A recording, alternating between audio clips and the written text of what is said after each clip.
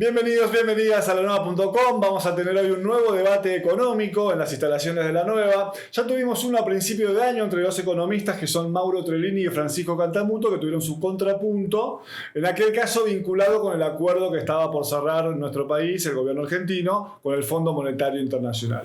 Estamos, como todos ustedes saben, ante un escenario económico muy complejo y sobre eso van a debatir hoy Gustavo Buracic, a quien tengo aquí a mi izquierda, que es economista, docente e investigador de la Universidad Nacional del Sur, y a mi derecha se encuentra el señor Oscar Lieberman, que es economista, también docente de la UNS, es empresario y columnista de economía de LU2 Radio Bahía Blanca. Este debate va a tener el siguiente formato: son 3 preguntas. Ambos van a tener 2 minutos cada uno para contestar cada una de esas 3 preguntas, y luego va a haber un espacio de 5 minutos aproximadamente de debate libre donde van a poder intercambiar los dos. Así que bueno, en principio muchas gracias por haber venido.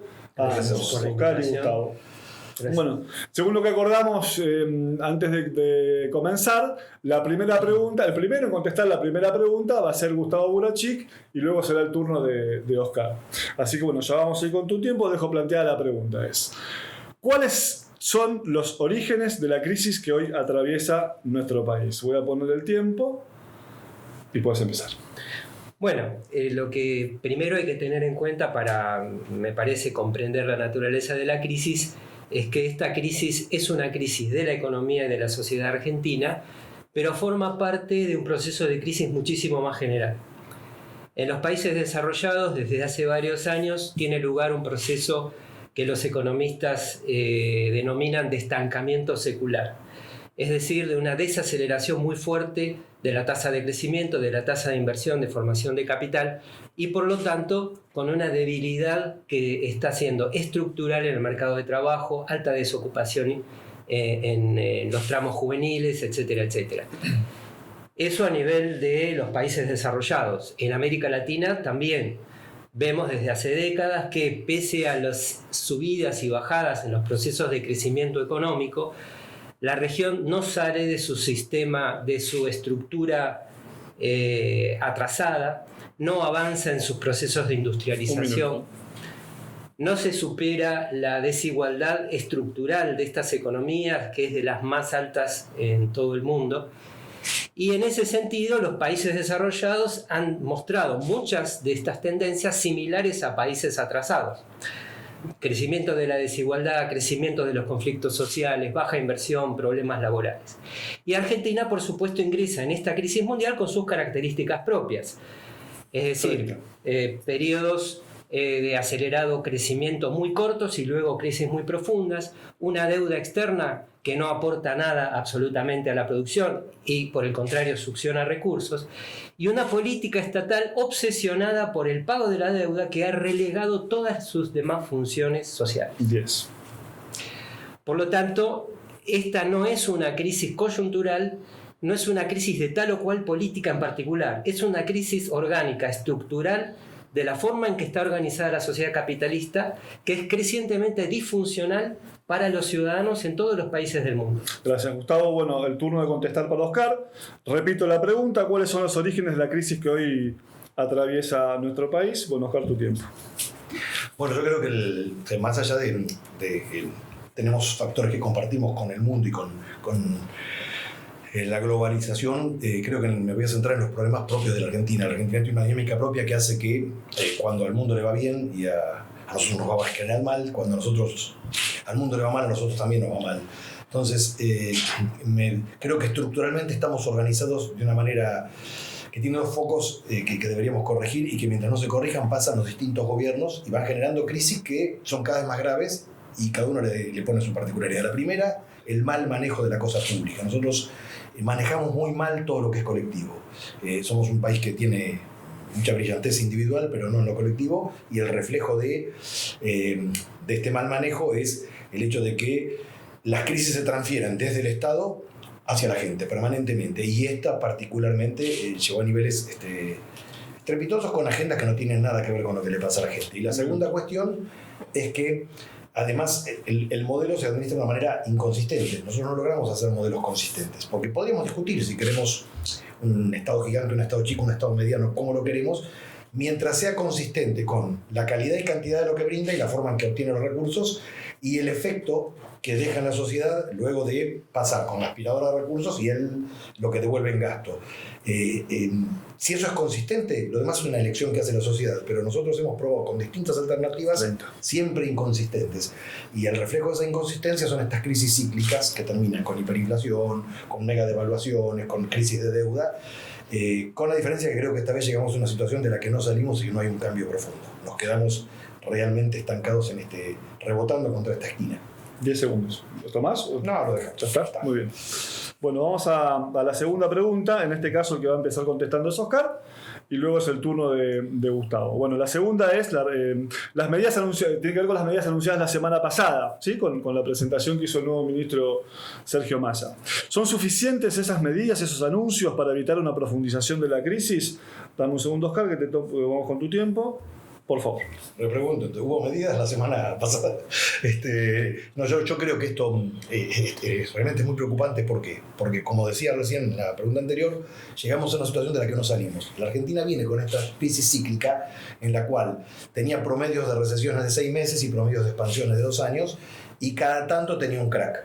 Nosotros no salimos de esa situación. Ahora estamos en una situación de estancamiento permanente, llevamos más de una década así, y si no se modifican cuestiones estructurales más profundas, de ahí no salimos.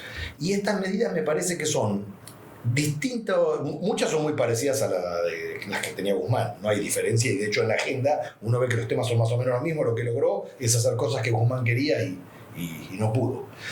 Y las otras tienen que ver con insistir con este enfoque parcial, de que si corrijo un poquito acá, toco un poquito allá, renegocio la deuda acá, salimos. Y me parece que es muy peligroso, primero porque no veo que de acá vayamos a conseguir resultados, y segundo porque el tiempo no es neutral.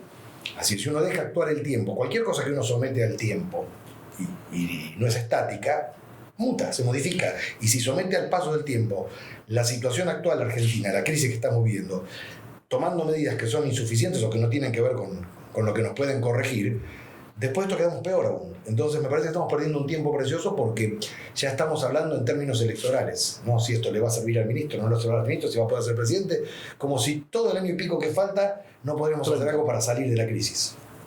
Y no creo que estas medidas nos saquen de la crisis. Esto realmente es estructural en serio, profundo, es endémico. Los problemas que tenemos que corregir no son problemas que se corrijan tocando un impuesto acá o reasignando otro recurso allá o negociando de otra manera una deuda. 10.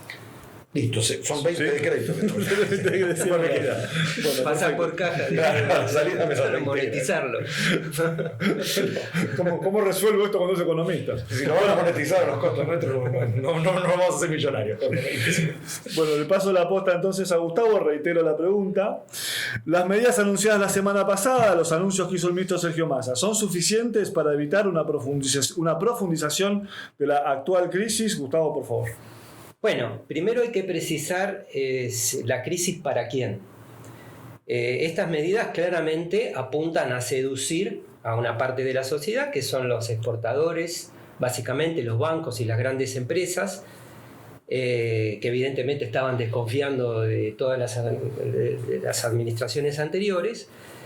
Y esto se ve claramente en el sentido de que todos esos sectores festejaron públicamente las nuevas medidas de Massa, salieron a apoyarlo con mayor o menor énfasis, diciendo que estaban en la medida correcta, en la orientación correcta. Todas las grandes patronales, sectores del sistema financiero, los bonos subieron, las acciones subieron, se tranquilizó el dólar. Eso es todo un síntoma de apoyo del gran capital a esa orientación de las medidas. Ahora, sin embargo, esas no son las víctimas del proceso de ajuste y de la crisis. Las víctimas del proceso de ajuste son las personas que están en una situación de pobreza y de indigencia. En primer lugar, para ellas no hubo ningún anuncio, no hay un plan de trabajo genuino, no hay un reforzamiento de la asistencia sanitaria, de la asistencia alimentaria, no hay plan de vivienda. En tercer lugar, no hay ninguna medida concreta contra una inflación que está devorando hora a hora los salarios, devorando las miserables jubilaciones. Y en cuarto lugar, como si esto fuera poco, las medidas son contractivas. Es decir, van a llevar a una contracción de la economía y por lo tanto a tener un efecto negativo sobre el mercado de trabajo, haciendo todavía más difícil conseguir un buen empleo y condiciones laborales favorables. Quedan 10 segundos, ¿lo tomás? ¿Otro Sí, crédito como cara? Sí, no. Dale, por favor. Va a profundizar la situación de desocupación y de subocupación, que se está transformando también en un problema estructural, y también debilitar y profundizar la precarización, es decir, las condiciones de trabajo. Muy bien. Bueno, vamos a la tercera pregunta antes de la posibilidad de que tengan un intercambio. Bueno, justamente Gustavo mencionó la palabra capital. Ahora de nuevo empieza contestando Burachik y después sigue Lieberman. Para que Argentina abandone su mal desempeño reciente, para que se modifique esta situación, ¿hace falta más o menos capitalismo? Gustavo, por favor. Bueno, como decía recién, en mi opinión, en una sociedad donde hay clases sociales con intereses divergentes, no hay una única salida a una crisis, hay varias salidas. En función de la interacción de los distintos sectores sociales. El plan de Massa claramente encarna una visión, que es la visión del empresariado, del gran empresariado y de los acreedores externos del Estado argentino.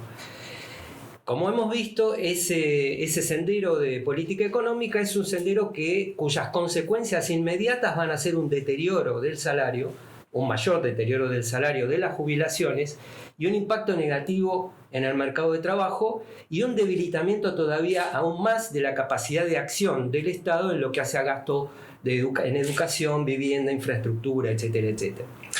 Ahora, ¿qué pasa? Esa es una salida que se está intentando, que es la salida de las grandes empresas. Seducir a las grandes empresas, convencerlas con beneficios, con un bono dual, con más dólar, de que liquiden las divisas, de que dejen de fugar el capital, de que dejen sus capitales en Argentina, de que inviertan, de generen trabajo. Esa es la salida que hasta ahora no ha dado ningún resultado. Y, mientras tanto, la resistencia a todas esas políticas de ajuste está generando una movilización y una tendencia a la rebelión popular. Sí. Eso no solamente en Argentina, sino en toda América Latina y en muchos países del mundo. La conflictividad y el enfrentamiento social están en aumento justamente en respuesta y resistencia a esas políticas. Y de ahí puede salir otra salida. Una salida que priorice las necesidades populares en lugar del lucro privado, del capital privado. Me parece que esa salida vinculada a la movilización social y política es la que realmente puede dar una alternativa. Muy bien. Bueno, Oscar, tu turno, repito la pregunta. Para que Argentina abandone su mal desempeño reciente, ¿hace falta más o menos capitalismo? Y ya está el tiempo. Sí, depende mucho de qué entendamos por capitalismo. O sea, si vamos a la cuestión técnica de crecer por acumulación de capital, por el rendimiento que da productivamente el uso de capital, eso es indudable porque de todos los países del mundo, sea de cual sea la orientación política, han crecido desarrollándose con inversión. Después, si discutimos en manos de quién y quién lo asigna, es otra cuestión. Los pilares básicos que uno ve como el capitalismo, si me decís que es por la propiedad privada, sí, yo creo que sí. El mercado como asignador de aquello que es privado, sí. Y el Estado como asignador de aquello que es público, sí. Me parece que esa es la forma en que debería funcionar. Y sí, pudiendo la Argentina tener capital de calidad y poder hacer que ese capital produzca. Ahora, yo veo mucho más importante que el debate entre capitalismo sí o capitalismo no, esta cuestión que yo insistía antes de la consistencia. Porque, por ejemplo, la Argentina predica de los distintos gobiernos que sí, que es una economía abierta, una economía de mercado, una economía, pero vos tenés un Estado del tamaño de un país comunista que te devuelve una prestación muy pobre, paupérrima, realmente en calidad y en cantidad. Un sistema tributario distorsivo, regresivo, que le cobra más al que menos tiene, que asigna mal los resultados de lo que da. Entonces, si uno mira esa matriz, me parece que para que un sistema capitalista funcionara bien, tendría que tener reglas que sean consistentes y que eviten, por ejemplo, las conductas corporativas. Esto está muy claro. Vos ves que en Argentina tenés distinto tipo de representatividad del trabajo, tenés distinto tipo de empresas. No es lo mismo la agenda de una mega empresa corporativa que trabaja siempre alineada con algún gobierno que lo que le pasa a la pyme común que está trabajando todos los días no es lo mismo lo que le pasa al trabajador que lo que le pasa al sindicalista que dice que representa al trabajador. Entonces me parece que no importa tanto el sistema que vas a elegir, sino que sea consistente. Creo que por ahí pasa la salida de la Argentina. Muy bien. Ahí no te entregué ningún crédito. Estuviste casi justo. Un equilibrio fiscal. Bueno, justamente ahora viene el momento del debate libre, o sea, de la posibilidad que ustedes tengan un intercambio. Yo voy a dejar un par de disparadores que ustedes pueden tomar o no, pero aprovecho lo que dijiste del equilibrio fiscal. Hoy una de las discusiones principales de Argentina es cómo reducir el déficit fiscal. Hay quienes creen que tal vez no hace falta tanto poner el foco ahí. Y el otro tema, por supuesto, voy a usar la palabra que más persigue a los ciudadanos argentinos desde hace mucho tiempo, que es la inflación, ¿no? La famosa depreciación de la moneda y del poder adquisitivo. Y me gustaría preguntarles cómo creen ustedes que Argentina tiene que trabajar sobre esos dos temas como ejes, ¿no? Pero bueno, ustedes pueden tomarlos o empezar por otro lado. Si alguno quiere empezar. Como quieras. Sí, dale, como quieras, sí, es lo mismo. Bueno, la relación entre el Estado y el capital, para mí es al revés. Es decir, la quiebra del Estado es un reflejo de la quiebra del capital privado. El Estado en todos los países del mundo, especialmente en las últimas décadas, ha salido masivamente a socorrer a las grandes empresas y a los grandes bancos y a las grandes empresas de construcción, poniendo sobre la mesa recursos públicos y un aumento exorbitante del endeudamiento y de la emisión monetaria. Eso ha llevado y está llevando a la quiebra de los estados. La quiebra del Estado argentino es producto de las grandes empresas de Argentina, que se han beneficiado sistemáticamente de grandes exenciones impositivas. Son históricos y se han escrito pilas de libros sobre los regímenes de promoción industrial, los regímenes de promoción regional, la evasión masiva de impuestos, las desgravaciones de IVA y de ganancias en Tierra del Fuego, en San Luis, en Catamarca, en San Juan. Esos dos, que son millones de dólares, actualmente los subsidios a las grandes empresas petroleras. Eso es lo que ha vaciado al Estado argentino. El pago de una deuda externa que no aporta absolutamente nada a la riqueza nacional, pero succiona recursos. Eso ha quebrado al Estado argentino. No los empleados públicos que ganan sueldos de miseria, no los jubilados, y no la inversión pública en educación y en infraestructura, porque sabemos que no la tenemos. Es decir, la quiebra del Estado no es la causa, sino la consecuencia de la actividad del capital privado. Por lo tanto, difícilmente se pueda sanear al Estado en la sociedad actual. Lo vemos en el caso de Grecia, lo vemos en el caso de Europa también. Eso con respecto al tema del Estado. Si querés, después pasamos al tema de la inflación. Bueno, en realidad, claro, esto es para la palabra. Yo, a ver, hay un par de días que me interesa muchísimo porque no es que no coincida, al contrario, me parece que el proceso es distinto, pero tiene que ver con una cuestión institucional. Yo creo que hay responsabilidades diferenciales, que el Estado tiene una responsabilidad que no tienen los otros. Es decir, si un empresario bajo cuenta y riesgo quiere hacer algo que está mal, le pueden caer el peso de la ley, es un riesgo que puede tomar como cualquiera de nosotros. Pero el Estado no, el Estado tiene la responsabilidad de que las cosas se hagan bien, como organizador. Me parece que la crisis estatal en la Argentina tiene que ver con eso, con ese fracaso organizativo, porque yo estoy completamente de acuerdo que en Argentina el Estado tiene que intervenir fuertemente en la educación, en la salud, pero tiene que buscar instrumentos para hacerlo que sean buenos. También es cierto que la mayoría de la gente no cobra buenos sueldos en esos lugares, pero también es cierto que el sistema administrativo, la forma en que lo organizan y todo lo que está metida en la política, se te queda con la mitad del recurso en la matriz de organización. Situación que no es sustentable y te lleva a donde llevas, porque estás pagando sueldos de miseria, jubilaciones de miseria, y estás con un Estado desbordado que no lo podés cubrir y que se te está llevando la mitad del PBI. Entonces, creo en la responsabilidad del Estado. Sí coincido en esto de la dinámica de interacción.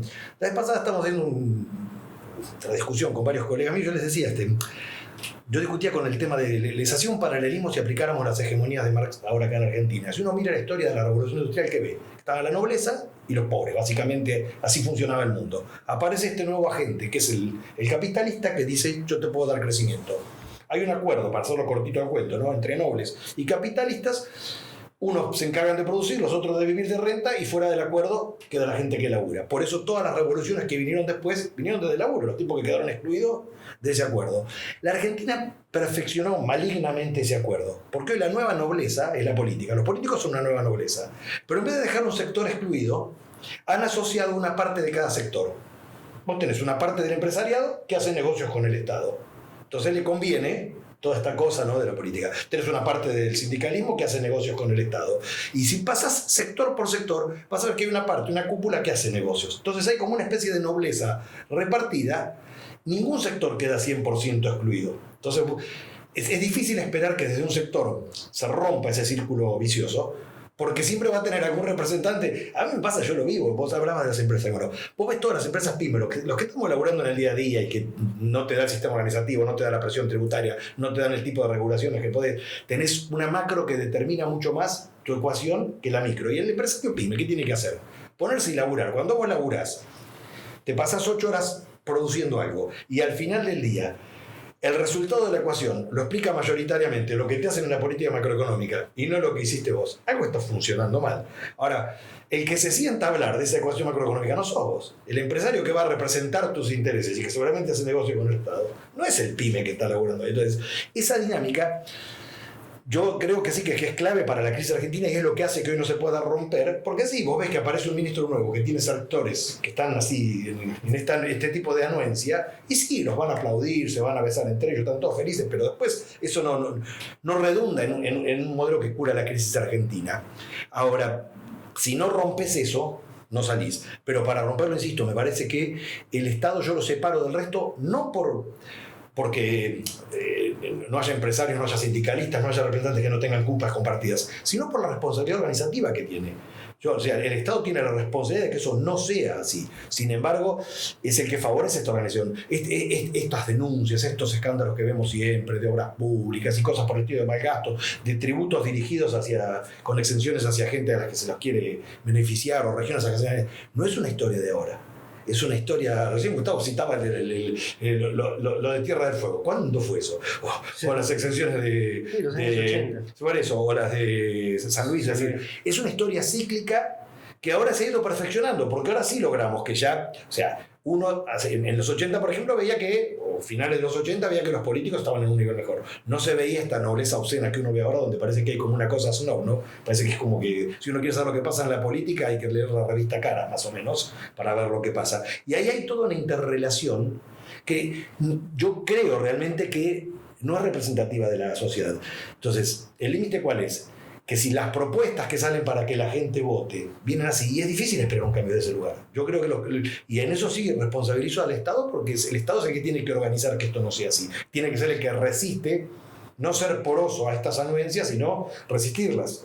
El que dice, no, esto es así en general, buscar reglas que se traduzcan en instrumentos económicos más generales. La mayoría de los instrumentos económicos tienen que ser generales, iguales para todos. Y después el Estado tiene un rol reasignador donde hay diferencias manifiestas.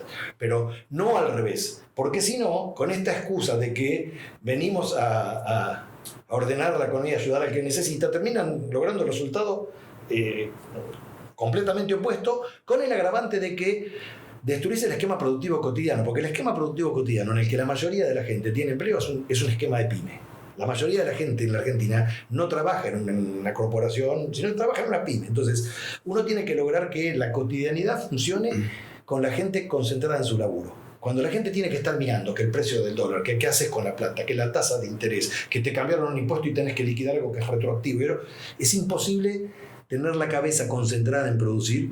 Y esto no son cosas que maneja la gente, son cosas que dependen de la política macroeconómica, y la política macroeconómica depende de la política. Bueno, yo reitero, acá tenemos una diferencia. Esto para mí no es nobleza, es precisamente el capitalismo. El capitalismo es esto. En el capitalismo, en la época feudal, el Estado era un Estado feudal, era un Estado de los nobles. En el capitalismo, el Estado es un Estado de los empresarios. Lógicamente no del pyme, de los empresarios más grandes, pero hace muchos años que en todo el mundo los empresarios más grandes, los grandes grupos económicos y financieros son los que manejan el Estado. Uno lo ve con mucha claridad en las redes de contratación internacional, lo que se llaman cadenas globales de valor. El 80% del comercio internacional se desarrolla en el marco de estructuras empresariales unificadas, donde hay multinacionales que organizan la producción en determinadas regiones o países o incluso de todo el mundo, como las automotrices. En esas empresas hay no solamente una superexplotación de los trabajadores en los países de bajos salarios, sino también una superexplotación de las empresas medianas y pequeñas que están integradas a las empresas. ¿En beneficio de quién? En beneficio de las terminales automotrices, en beneficio de las grandes empresas que dirigen las cadenas globales de valor. Este fenómeno de la explotación como una especie de cadena trófica donde el más grande se come al pequeño es típico del capitalismo desde que surgió. Hay una tendencia que fue planteada hace muchísimos años del capitalismo a concentrarse la propiedad y el poder en manos de pocos empresarios. Uno lo puede llamar nobleza, pero este es el capitalismo. No se puede separar. Lo vemos en el caso argentino, de que los gobiernos argentinos, incluso las personas que integran el gobierno, están vinculadas a empresas. Están vinculados con nombre y apellido a empresas. Y esto pasa en todos lados. Cuando Trump, en diciembre del 2018, hizo una reforma impositiva con la idea de bajar impuestos y prometiendo mayor inversión, las empresas aprovecharon la disminución de impuestos para recomprar sus propias acciones y aumentar los precios de las acciones y distribuir plata a sus accionistas. Es decir, este problema el parasitismo del empresariado es un problema mundial. Todos los países del mundo, Francia, Holanda, están luchando contra los paraísos fiscales, donde los millonarios de todo el mundo y las multinacionales están depositando sus beneficios. El propio gobierno de los Estados Unidos tiene una lucha contra las empresas multinacionales porque retienen la mayor parte de sus beneficios en Irlanda y en otros países de bajos impuestos y no las envían a Estados Unidos, y por lo tanto no hay reinversión y no hay un fortalecimiento del mercado de trabajo. Es decir, este no es un problema argentino. Obviamente tenemos nuestros problemas específicos, idiosincráticos, pero hay un problema global, que el capitalismo está en una encerrona, a mi juicio, terminal. Si quieren les doy 1 minuto o 30 segundos a cada uno para cerrar, si quieren expresar alguna idea más. Sí, yo no creo que sea un sistema... El capitalismo tiene lo mismo que te pasa con la democracia, son sistemas perfectibles. Si fueran perfectos, el mundo estaría perfecto, y tienen errores, tienen cosas para corregir. Pero yo por lo menos no soy tan extremo en creer que esto es una cosa endémica del capitalismo. Creo que es un tema de mal manejo de reglas. Creo que con buenas regulaciones, o sea, para mí el problema siempre es el corporativismo, es esa cosa donde se puede acumular poder por concentración. Entonces una concentración de voluntades tiene siempre posición dominante sobre una individual. Entonces cuando hay siempre posición dominante hay abuso de posición dominante. Lo que todos sentimos cuando tenemos un problema en casa con alguna corporación, un servicio que te prestan y sentís que se te ríen en la cara y los querés asesinar, y vos quién sos para poder discutir con ellos. Yo creo que sí, que hay un camino para recorrer vía regulación para evitar eso, para evitar los corporativismos. Cuando se bloquea el acceso a la posibilidad de concentrar poder, de tener posición dominante, la sociedad se maneja de otra manera. Y no me importa si eso se hace en un país que tenga un Estado muy grande, que me da muchas cosas, me cobra muchos impuestos para darme muchas cosas, y el resto yo lo disfruto en una escala menor, o sea, porque tengo en lo público, o un país que prácticamente no tenga Estado y me cobra impuestos proporcionales a lo que no me da. Lo que me interesa es que sea consistente.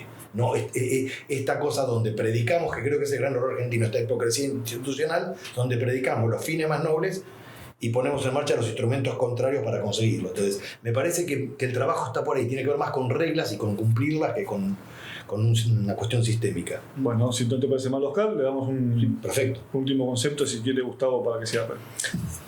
Y yo creo que ya tenemos derecho a concluir de que no vamos a recibir una solución a los problemas de los trabajadores desde arriba.